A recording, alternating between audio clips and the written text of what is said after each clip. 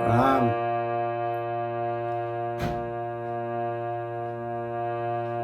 नीति सतकम से श्लोक 100वां और 101वां। आइए सुनते हैं। पहले मूल रचना संस्कृत, उसके बाद हिंदी और भावार्थ में।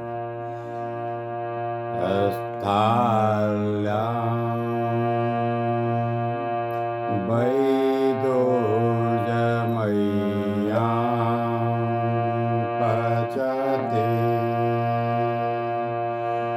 तिलकनां चान्दनैर्नौघैः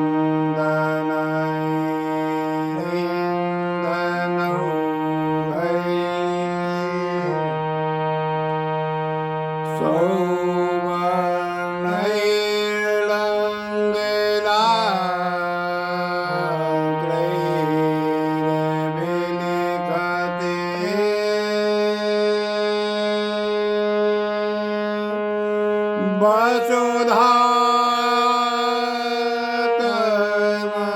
कर्ममूलस्य हेतोः कृत्वा कर्पूरखण्डान्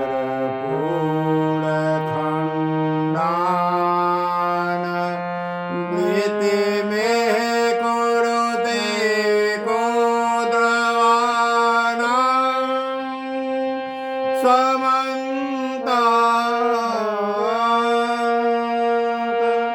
प्राप्येमां कर्मभूमिं न चरति मनुजो यस्तपो मंदभाग्यः।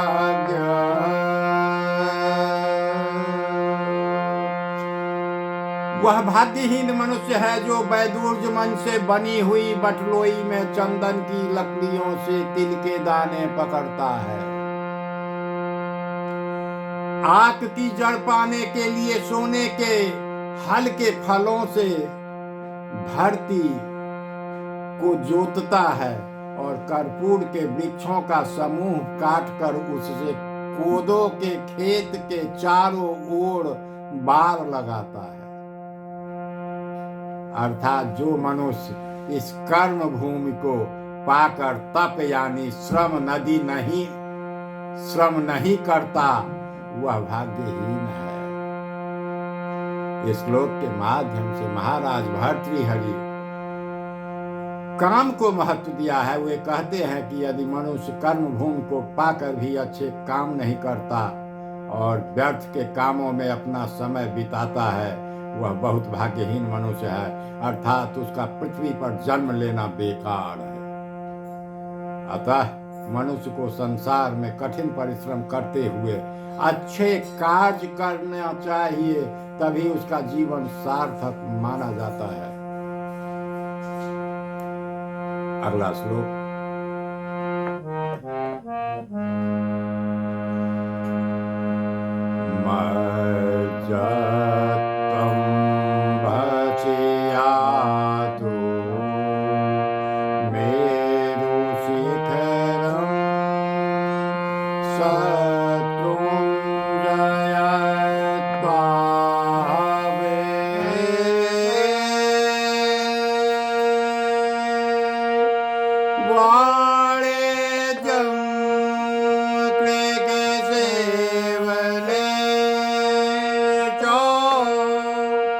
सकला विद्या कला शिक्षता आकाशं विपुलं प्रयातु खगवत् कृत्वा प्रयत्नं परं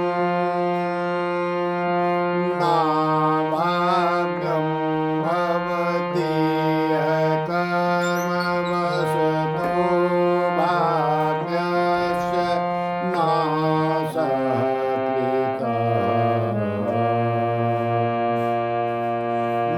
चाहे जल में डूब जाए, चाहे सुमेर पर्वत की चोटी पर चढ़ जाए,